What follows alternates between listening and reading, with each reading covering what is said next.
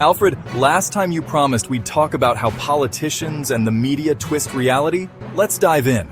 Is Russia really that strong, or is this another scare story? Strong? Please, if Russia were half as strong as the headlines, Ukraine would have fallen in a week. Instead, 2.5 years later, Putin is celebrating the epic capture of Avdiivka. That's a small industrial town, 45 kilometers from Donetsk. Symbolic? Sure. A strategic breakthrough? About as strategic as winning a pie-eating contest. But American officials sometimes say Ukraine can't win. That sounds serious. Serious? Try seriously misleading. Just listen to Admiral Sir Tony Radakin, Britain's top general until this summer. In his farewell speech, he said, Putin can't even win a war against Ukraine. He doesn't want a war with NATO. That's not a commentator. That's the guy who actually runs armies. Meanwhile, US politicians keep repeating Moscow's bedtime stories like it's gospel. Okay, but the Russians keep pushing. The maps show red arrows moving west. Maps love drama. Reality? Russia gained less than 0.1% of Ukraine's land in all of 2023. Think about that. After rivers of blood and mountains of shells, the empire moved a few pixels on Google Maps. At this pace, they'll reach Kiev around the year 2125. What about the fortress economy Putin keeps bragging about? Ah yes, the fortress. Right now, Russians in some regions need coupons to buy gasoline.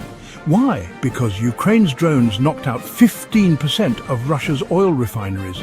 Exports, banned, inflation, 7-8% and climbing, interest rates, 18%. That's not a fortress, that's a burning gas station.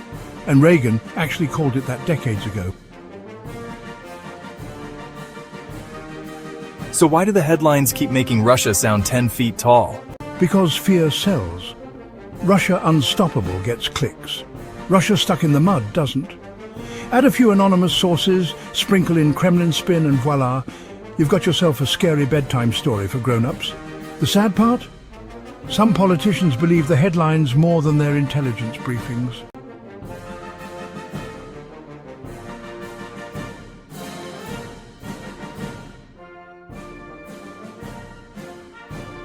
And in Europe, Orban, Fico, they look like they're helping Putin. Helping? They're practically interns at the Kremlin gift shop. Fun fact, back in 2009, Orban called Russia's South Stream pipeline national treason. Today, he's Putin's loudest defender in the EU. What changed? Oh right, money, leverage, compromise, the usual Moscow starter pack. So bottom line, is Putin bluffing? Putin is always bluffing. It's his KGB school. Never show weakness, always project power. But strip away the smoke and you see a military bleeding for inches and an economy on life support. The tragedy is that Western media and some politicians keep buying the bluff, making decisions based on Russia's fantasy, not the facts. And what should ordinary Americans take away from this? Simple. Don't let fear headlines do your thinking. Check the facts. If someone tells you Russia is winning big, ask where exactly. If someone says the economy is unshakable, ask, then why are they rationing gas? And if a politician repeats Kremlin talking points, ask yourself whose side they're really on. Perfect teaser for our next episode. Oh, absolutely.